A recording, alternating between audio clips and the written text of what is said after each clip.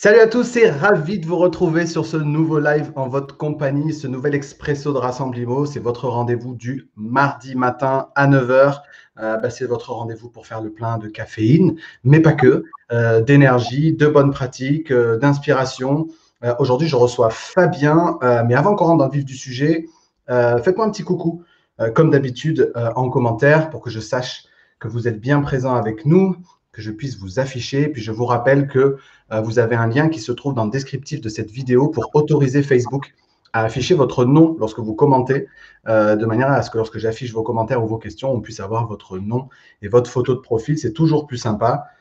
Excusez-moi pour le retard, je vois que je reçois des messages. Vous êtes impatient, vous étiez impatient qu'on démarre. On a 3-4 minutes de retard, mais voilà, on est présent, on est à l'heure. Allez, faites-moi un petit coucou dans les commentaires le temps que je… Voilà, je vois qu'on a Marie-Laure qui est là. Super. Ah là, je vois que vous commencez à vous connecter. Ça y est, c'est parti. Valérie aussi. Salut Valérie. Cool. Bon, c'est parti. Salut Estelle. Je vois qu'on a toujours les fidèles des fidèles. Donc voilà, merci encore une fois de votre fidélité à ce rendez-vous. Ce que je vous propose, c'est, puisque j'ai un peu de retard et que je respecte votre temps, c'est que d'ores et déjà, je demande à mon invité de se présenter. Fabien, merci beaucoup pour le temps que tu as pris pour passer ces 30-35 minutes à nos côtés. Est-ce que tu peux te présenter pour les agents immobiliers qui nous regardent? Alors, je me présente, je m'appelle Fabien Piron, j'ai 50 ans. Je suis chef d'entreprise et commerçant, j'ai été très longtemps commerçant sur Lyon. Et je suis aussi un investisseur dans l'immobilier, mais l'immobilier en général, mais plus particulièrement l'immobilier commercial. Voilà. Et puis, l'immobilier commercial, ça m'a permis depuis 2013 de pouvoir constituer. Alors moi, je ne fais pas ça pour en vivre, je fais vraiment ça pour une question de patrimoniale. Et j'ai constitué un patrimoine, c'est-à-dire j'ai acheté pour à peu près un peu plus de 6 millions de biens depuis 2013, avec des rendements qui sont assez importants, puisque je suis pratiquement à plus de 9% de rendement, même si je n'ai pas toujours acheté à 5%, à 9%, mais on y reviendra. Ce qui me permet aujourd'hui d'estimer mon actif à peu près à 10 millions d'euros, et ce, en 7 ans. Voilà. Ok. Et Fabien, ça c'est, on va dire, ton activité aujourd'hui. Ça a été quoi brièvement ton parcours professionnel jusqu'à présent? Qu'est-ce qui t'a amené à ça finalement? Alors, ce qui m'a amené ça, ça vient de tout petit. C'est-à-dire que j'étais un cancre à l'école. Si tu veux, j'ai jamais trop aimé travailler. Et l'immobilier commercial correspond bien. J'étais un vrai cancre, hein, c'était un supplice pour moi l'école. Et j'ai commencé finalement ma vie en faisant du commercial, un petit peu comme les agents immobiliers commerciaux. Je tapais les portes. J'ai été commercial chez Electrolux et j'ai eu d'excellents résultats. Puis ensuite, j'ai évolué, j'ai racheté complètement par opportunité, j'ai racheté un saloon plutôt qu'un bar, on va dire, un bar à concert.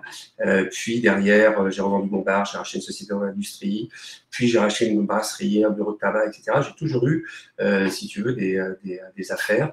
Et je viens de vendre ma dernière affaire de commerçant le 11 septembre. Oh, ça ne s'invente pas. C'était un bureau de tabac, j'ai vendu mon bureau de tabac, donc je n'ai plus de commerce aujourd'hui, en fonds de commerce. Voilà. Voilà en gros mon parcours je me suis toujours amusé dans mon travail. J'ai jamais eu une activité où je me suis ennuyé. J'ai toujours eu plaisir à faire ce que j'ai fait et j'ai un peu été d'opportunité en opportunité. Tu pourrais nous parler quelques secondes de cette expérience de vente en porte-à-porte chez Electrolux. Qu'est-ce que ça t'a appris? Parce que je suis sûr que ça va inspirer des agents immobiliers qui nous regardent. Ça m'a appris à résister à tout. C'est-à-dire que ça m'a appris à travailler avec la boule dans la gorge, ça m'a appris quand on est au fond du trou, à se dire qu'on est déjà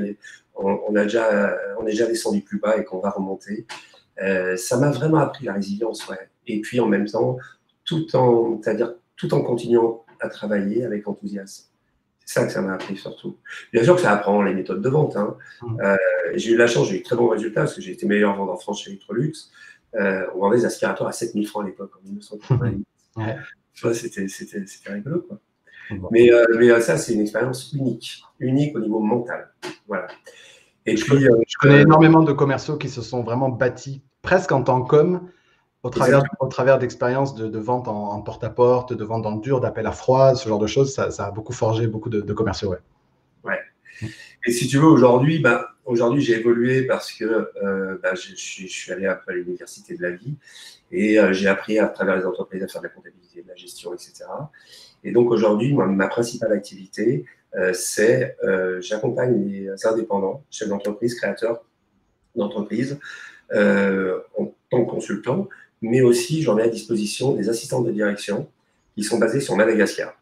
Voilà. Okay, super. Tout ça, je fais par des assistants, des managers France qui font le lien et qui forment en permanence nos assistants de Madagascar. Voilà ce que je fais, ça c'est ma principale activité. Et en parallèle de ça, je m'amuse un peu avec l'immobilier. Justement, on va en parler de cet immobilier commercial. Je pense que pour poser le cadre, ça pourrait être très utile pour tout le monde. Est-ce que tu peux nous faire un topo sur la différence entre de quoi est-ce qu'on parle quand on parle d'immobilier commercial et quand on parle d'immobilier professionnel? Ce sont deux choses qui sont distinctes. Est-ce que tu peux nous en dire un petit peu plus? Oui, alors c'est très simple. Si tu veux, souvent, tu sais, si tu vas chercher la définition d'immobilier commercial, une fois qu'ils ont fini de te répondre, tu ne te rappelles plus de la question que tu as posée. Tu sais, c'est un peu ce que disait Coluche. Alors que c'est vraiment très simple. L'immobilier d'habitation, ce sont des biens occupés par des particuliers. Et l'immobilier commercial, ce sont des biens occupés par des professionnels. C'est tout simple. Voilà. J'ai aussi l'immobilier d'habitation dans mon parc. En gros, j'ai 12-13% d'habitation et le reste, c'est l'immobilier commercial ou professionnel. Donc, justement, l'immobilier commercial, c'est occupé par des commerces.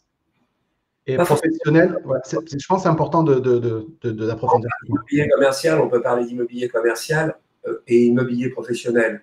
C'est-à-dire que le raccourci, c'est l'immobilier professionnel. Il y a des gens qui sont plus… Alors, il faut bien faire la différence entre l'immobilier d'habitation et l'immobilier commercial. Et dans l'immobilier commercial, on va dire qu'il y a l'immobilier de boutique et l'immobilier tertiaire professionnel. Ça peut être du rez-de-chaussée, ça peut être aussi du bureau. Okay. Et ça répond aux mêmes règles, au même fonctionnement. À la différence qu'il y a, c'est que quand on est sur du bureau ou du rez-de-chaussée en tertiaire, la valeur du fonds de commerce qui appartient aux commerçants est beaucoup moins importante. Donc, le locataire peut plus facilement partir. En général, quand on est sur de la boutique, la valeur du fonds de commerce est tellement importante, c'est un actif tellement important que ça vaut des fois plus que les murs. Donc, le commerçant va chercher à la revendre. Donc là, vous êtes sûr d'avoir, même si le commerçant part, l'activité restera pendant durée indéterminée. Voilà. Dans le professionnel, on a un peu moins ces effets de fonds de commerce. Ok. Qu'est-ce qui fait que cette niche de l'immobilier commercial au sens large soit aussi confidentielle, aussi peu connue, que ce soit quelque chose qui soit finalement assez peu maîtrisé d'ailleurs par les professionnels? Qu'est-ce qui explique finalement ce caractère très confidentiel? Eh bien, il y a une chose, c'est que la chose essentielle, je pense que c'est anthropologique. C'est-à-dire que toi, comme moi, on a tous une habitation, on sait à quoi ça correspond. Donc, quand on loue un appartement, on peut même s'imaginer y vivre. Une pièce, 2 pièces, 3 pièces, 4 pièces, suivant notre parcours de vie, même s'il y a des adaptations. Avec l'immobilier commercial, normalement, ou l'immobilier professionnel, il faut être un professionnel ou un commerçant pour comprendre. Alors qu'en réalité, ce n'est pas du tout le cas, c'est très simple. C'est très simple à comprendre et c'est beaucoup moins de contraintes que l'immobilier d'habitation. Et voilà pourquoi c'est plus difficile à aborder et c'est plus confidentiel. Et du fait que ça soit plus confidentiel, forcément, on est beaucoup moins nombreux sur le marché et donc on s'amuse beaucoup plus. Du coup, est-ce que c'est lié à la variété des compétences qu'il faut avoir pour maîtriser le sujet? Est-ce que c'est vraiment parce que ça a fait appel à un panel de thématiques très, très différentes par rapport à l'immobilier d'habitation? Oui, complètement. On ne peut pas aborder l'immobilier commercial avec les lunettes de l'immobilier d'habitation. Ce n'est pas possible. Autrement, on est sûr d'être dans l'erreur. Et c'est pour ça que ça demande une formation, ça demande une compétence. C'est, je dirais, à la rigueur, le seul inconvénient et en même temps l'avantage, parce que pour ceux qui l'ont, on est des vraies opportunités. Moi, je vois en tant qu'investisseur, quand j'ai un local, même quand c'est hors de mon budget, du fait que je maîtrise parfaitement mon sujet, j'ai trouvé tout un tas de gens qui ont de l'argent et qui me disent mais la prochaine fois que tu investis avec moi, tu m'appelles, je viens de vendre mon entreprise, je viens de vendre mon truc. Ils ne savent pas faire, mais moi, je sais faire. Donc, ce que je veux dire, je n'ai jamais de problème en général pour faire financer mes opérations. D'accord. Et du coup, quels sont les avantages d'opérations commerciales? On va dire, si on se positionne du point de vue de l'investisseur, C'est quoi l'avantage d'investir dans de l'immobilier commercial plutôt que de l'immobilier d'habitation? Je dirais qu'il y a 3 critères qui sont importants. Il y a plus de rentabilité, il y a plus de sérénité et plus de sécurité. J'essaie de te la faire très rapide. Pourquoi plus de rentabilité? Parce que déjà, à l'origine, quand on achète un local neuf, on achète un local vide. Il n'y a pas d'aménagement. Donc, le prix au mètre carré est beaucoup moins important que dans l'immobilier d'habitation. La deuxième chose, c'est que les promoteurs, en général, c'est une épine dans le pied pour eux. En général, ils ne s'embêtent pas avec ça. Ils ont 2 locaux commerciaux. Ils essayent de brader pourvu que ça parte. Eux, ils sont très bons sur l'habitation. Ils ont envie de virer tout ce qui est commercial. Puis, ils n'y connaissent rien. Ils ne savent pas comment il faut diviser. Voilà, il y a tout un tas de choses qu'ils ne maîtrisent pas, quelle activité mettre dedans. Donc, pour eux, ils évacuent au plus rapidement ça. Il y a un troisième paramètre aussi, c'est qu'à l'achat, si tu veux, dans l'immobilier commercial, on s'adresse à des professionnels qui, en général, à part quelques professions comme les banques, les professions médicales, etc., récupèrent la TVA. Donc, quand tu achètes un bien, par exemple, à 600 000 euros TTC, dans l'immobilier d'habitation, il va te coûter 600 000 euros. Dans l'immobilier commercial, il va te coûter 500 000 euros. Donc, encore un prix qui serait à la baisse. Là, on parle pour le neuf, mais même pour l'ancien, il n'y a pas d'effet coup de cœur. En réalité, dans l'immobilier commercial, on est entre professionnels. On parle de rendement. Combien tu achètes dans tel quartier, tel rendement, telle chose, tel emplacement, tel rendement. Plus l'emplacement, moins l'emplacement est bon, forcément, plus on a de rendement. Plus l'emplacement est bon, moins on a de rendement. Mais ça ne veut rien dire. C'est-à-dire que, et ça, on le voit, c'est une rentabilité qui va évoluer avec le temps.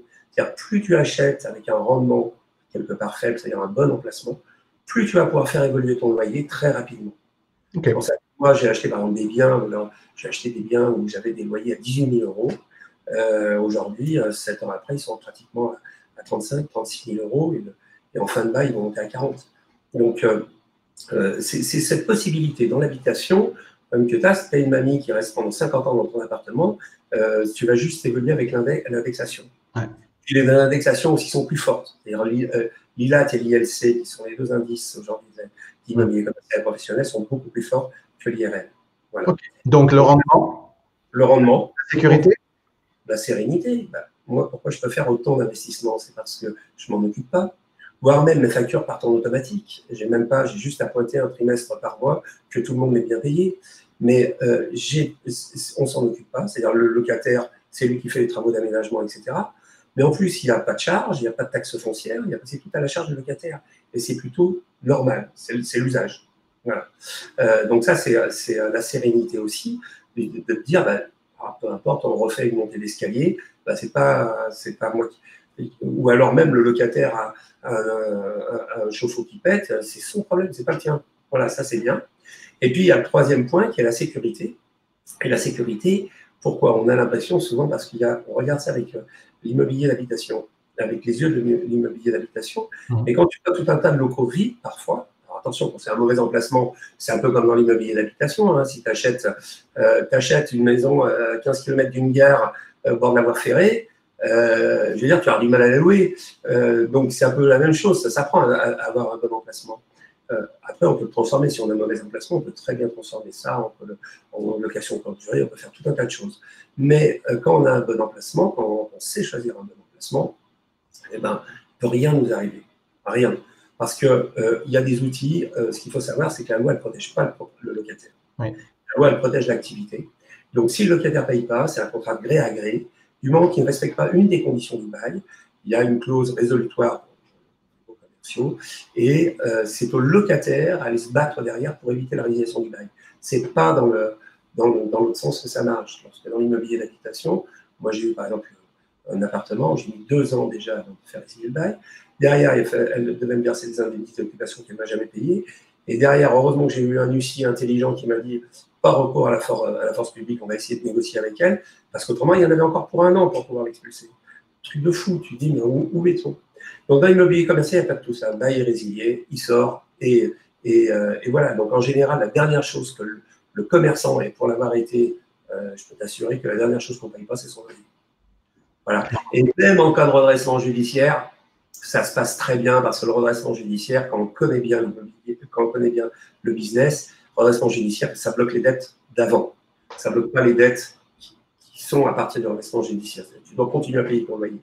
Donc, vu qu'on n'a qu'un mois avec la clause résolutoire, en général, ça se passe très bien. Et même si la personne fait faillite, quand l'emplacement est bon, eh ben, le repreneur est obligé de payer les arriérés de loyer. Oui. Donc, quand on a un petit décalage de trésorerie, on peut s'arranger avec sa banque, mais c'est quand même relativement facile.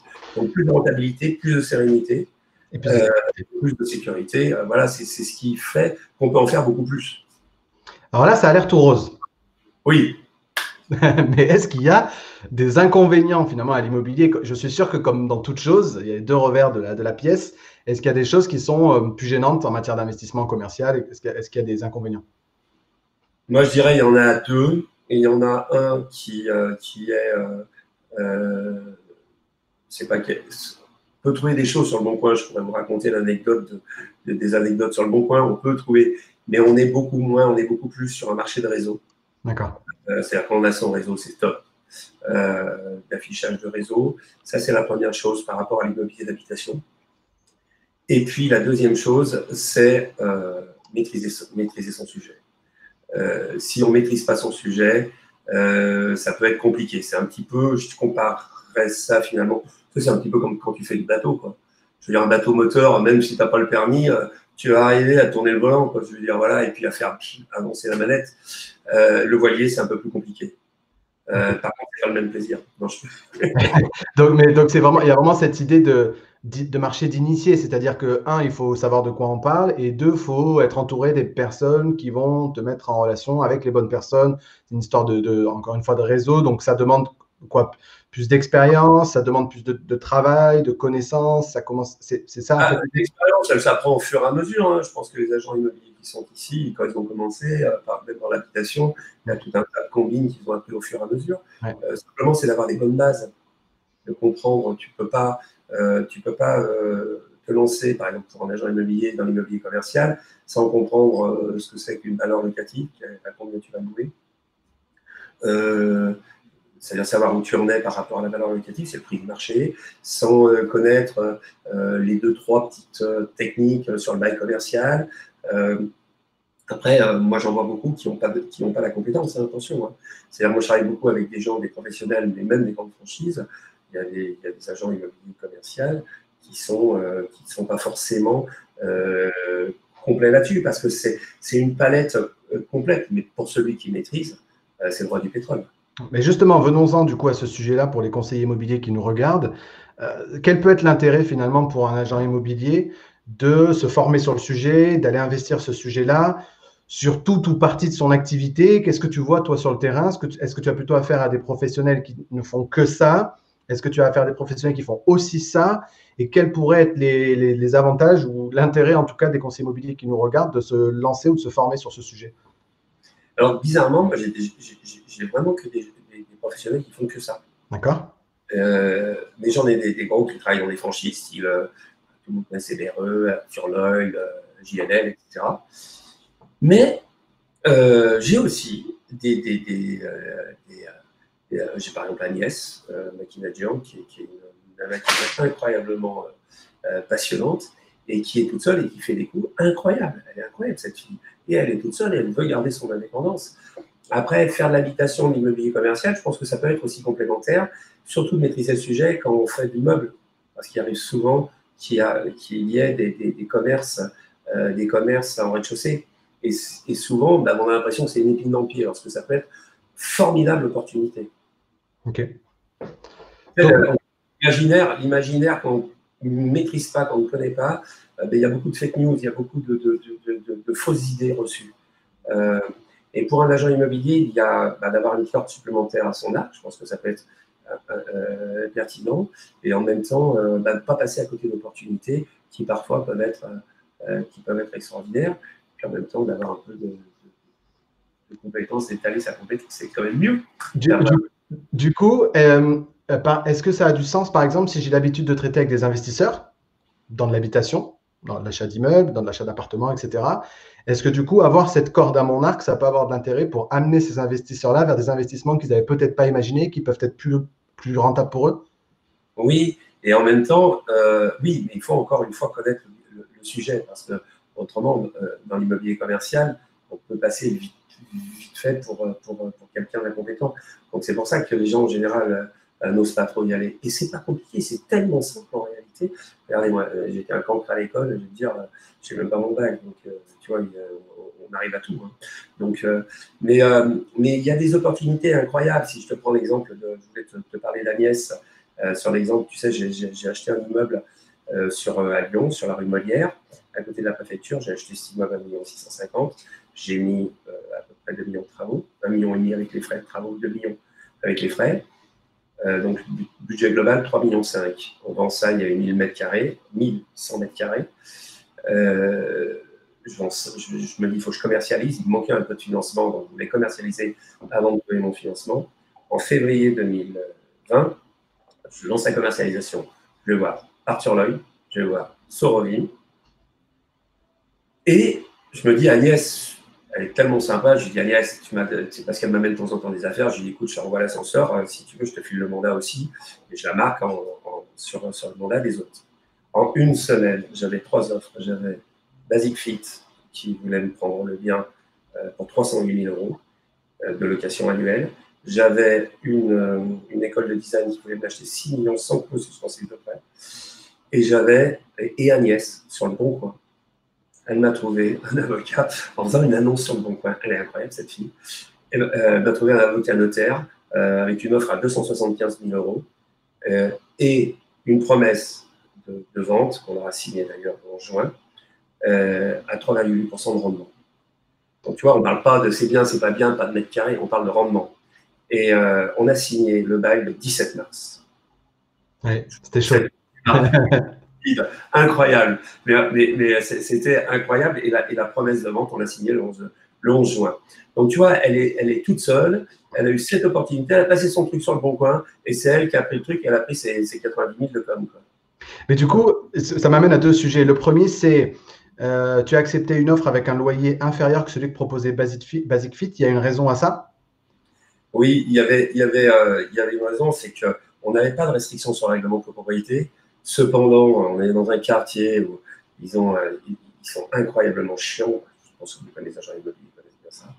Et on n'avait pas envie de partir en galère avec une procédure parce qu'on mettait une salle de gym qui ouvrait le matin à 6 h, terminait à 22 h, la musique, le bruit des tapis, etc. On a préféré la quiétude et la sérénité. Voilà. Okay. Voilà pourquoi on est parti sur cette.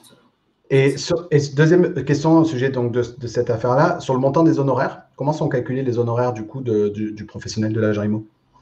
Alors, en général, c'est un pourcentage comme dans le.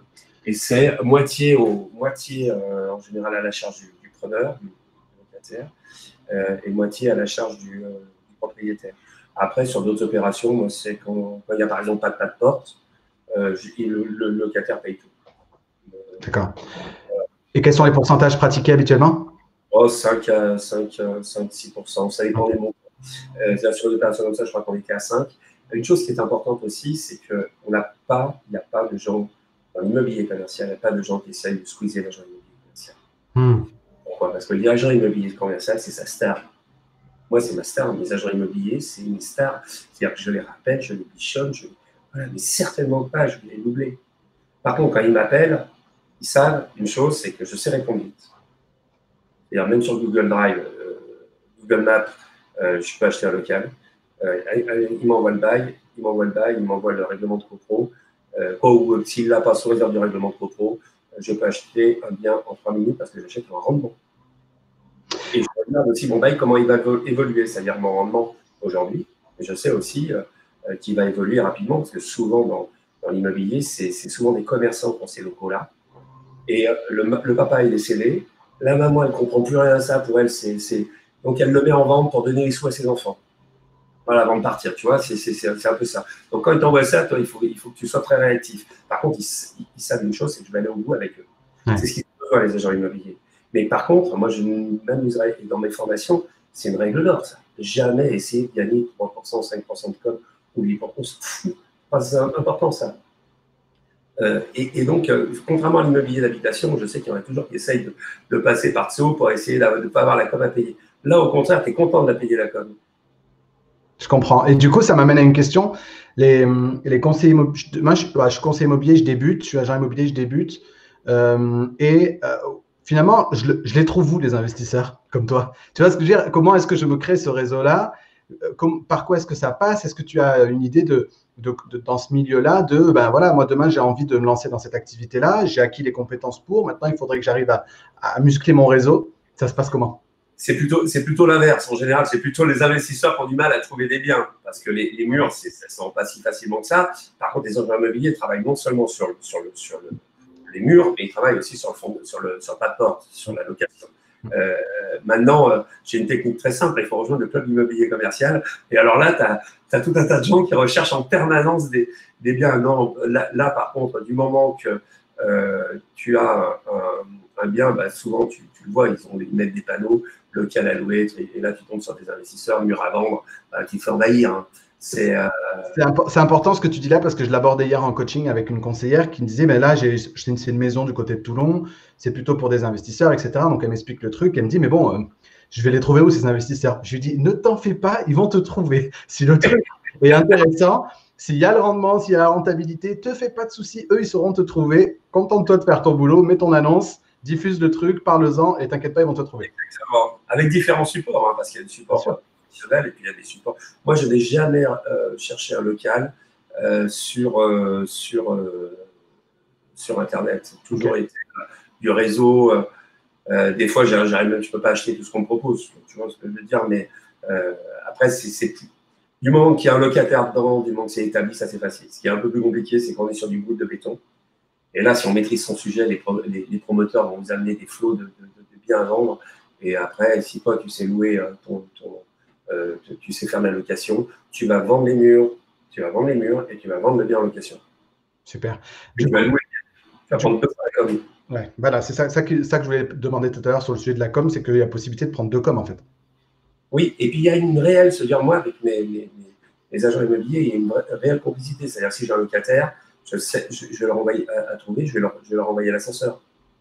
Je ne vais pas m'amuser à chercher un locataire par moi-même. Déjà, je ne serais pas bon. Ils sont bien meilleurs que moi. Et voilà, chacun son truc. Il y a de la marge de manœuvre. Il y a du rendement qui donne de la marge de manœuvre. Bon, du coup, Fabien, tu nous as partagé pas mal de choses dans ce moment qu'on a passé là ensemble.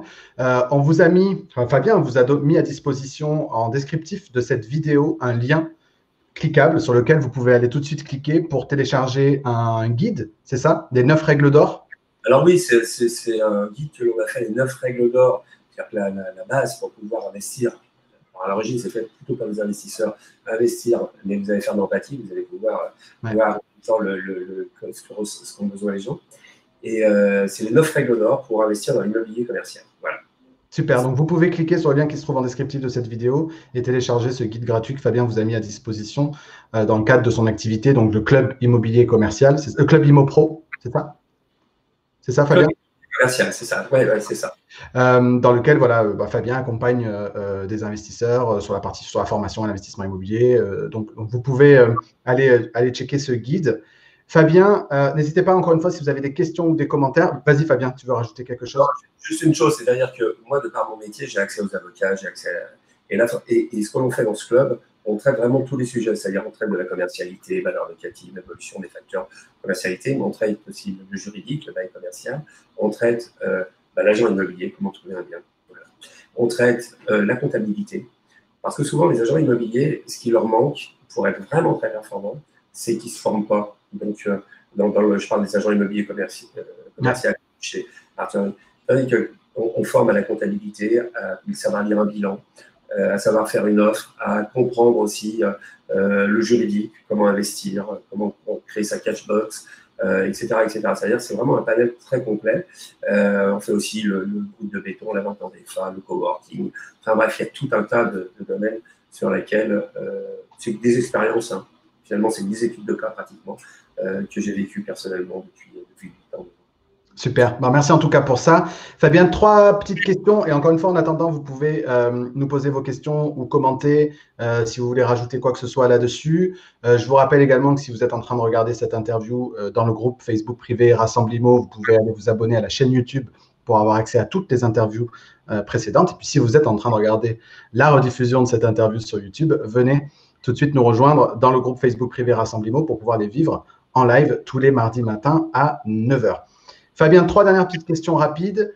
La première, c'est quoi ton rapport? Parce que c'est bien beau de nous parler d'immobilier commercial et professionnel, mais c'est quoi, toi, à titre très personnel, ton rapport au logement? Quelle importance ça revêt chez toi, le logement? Pratique, on va dire. Je ne suis pas propriétaire de mon appartement. Cool. Tu vois, parce que pour moi, les prix sont tellement démesurés que c'est pas rentable. Et puis la vie, elle change tellement entre les vies. Moi, je viens de divorcer, bon, c'est pas un bon exemple. Mais, tu vois, bon, après, j'ai eu 4 enfants. T'imagines, j'aurais acheté un appartement pour le premier, le deuxième, le troisième, le quatrième. Le divorce, 2 divorces. Donc, vraiment, le bazar, pour moi, c'est vraiment. Ça doit être pratique, le logement. D'accord, très bien. Deuxième question, qu'est-ce qu'on est en droit d'attendre en un mot d'un agent immobilier? C'est quoi la qualité numéro 1? Tu la compétence. Ok. Donc se former. Compétence. Un mec qui est compétent. Exactement ce qu'attend un agent immobilier d'un client, d'un investisseur. Quand il va avoir un investisseur, il va lui envoyer des biens s'il sait que l'investisseur est compétent. Voilà. Et est-ce que tu as un livre à conseiller aux agents IMO qui nous écoutent? Moi, je suis un passionné d'histoire, donc je dirais, il y a un homme qui, dans le business, par ses citations extraordinaires, qui dit la vie, la réussite, c'est d'aller d'échec en échec avec enthousiasme. C'est Winston Churchill. Et il y a une biographie qui est extraordinaire de François Kersaudy, de Winston Churchill, que je recommande. Voilà. C'est un des personnages du XXe siècle. Après, c'était De Gaulle, de Berlin, mais c'est différent. Winston Churchill, ce qui est passionnant dans ce bouquin, c'est qu'on voit son parcours. Et cet homme inébranlable, incroyable. Eh ben, c'est un point qu'on a en commun. Je regardais derrière moi si j'avais le livre. Moi, en ce moment, je lis justement des nouvelles que Winston Churchill a écrites sur tous ses contemporains du XXe siècle. Il a écrit beaucoup de choses sur tous les grands hommes d'État ou les grands écrivains qu'il a côtoyés au XXe siècle. Et je suis aussi très fan de Winston Churchill. Alors, j'ai mes raisons aussi. Moi, je suis moitié français, moitié anglais, donc ça me parle aussi. Et, ils l'ont viré après la guerre. Hein. Mais oui, après, ils l'ont viré, puis ils le font revenir. Puis c'est vrai que le parcours est extraordinaire en tant qu'homme d'État, en tant qu'homme tout court. Le mental de cet homme est extraordinaire. Il pensait qu'il allait mourir comme son père. C'est incroyable. Donc il chargeait. Il est incroyable cet homme. Moi, c'est une finesse d'esprit aussi. Toujours le bon mot. Avec des citations impressionnantes. Merci en tout cas pour ce partage, Fabien. Je vois qu'on a une question rapide de Nathalie qui nous dit, je vais l'afficher, qui nous dit, autrement dit, une expérience en contrôle de gestion, analyse financière et comptabilité est un vrai plus. Alors moi, c'est ce que je fais toute la journée. C'est-à-dire mon métier, c'est d'accompagner les chefs d'entreprise. Donc si tu veux, je les accompagne au niveau administratif. Je leur mets en place des assistants de direction, j'ai des outils de dématérialisation. Je les accompagne. Alors, je ne suis pas expert comptable, mais je travaille un peu comme un docteur, comme un médecin généraliste avec des spécialistes.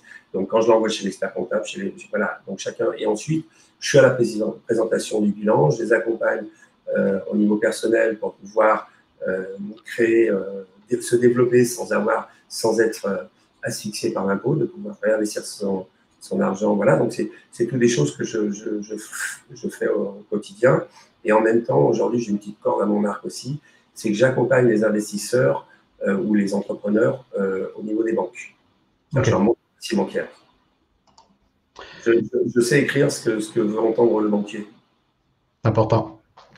Lui parler avec des mots doux. Suivant les banques, parce que suivant les banques, les stratégies sont totalement différentes. Fabien, merci infiniment pour le temps que tu nous as accordé pendant ces 30-35 minutes. Ça passe toujours trop vite. Mais merci beaucoup en tout cas pour la générosité, pour le partage. J'espère que ça vous a été utile. N'hésitez pas à continuer à commenter si vous regardez cette interview et vous serez nombreux en replay un peu plus tard dans le groupe Facebook. On viendra vous répondre en commentaire. Je vous rappelle que vous pouvez télécharger le guide de Fabien, les 9 règles d'or de l'investisseur en immobilier commercial. Il y a beaucoup de gens qui nous remercient pour cette interview. Donc voilà, merci. Merci de leur attention et je te remercie vraiment, Sébastien. C'était encore une fois super sympa. Bon, merci à vous tous. Voilà.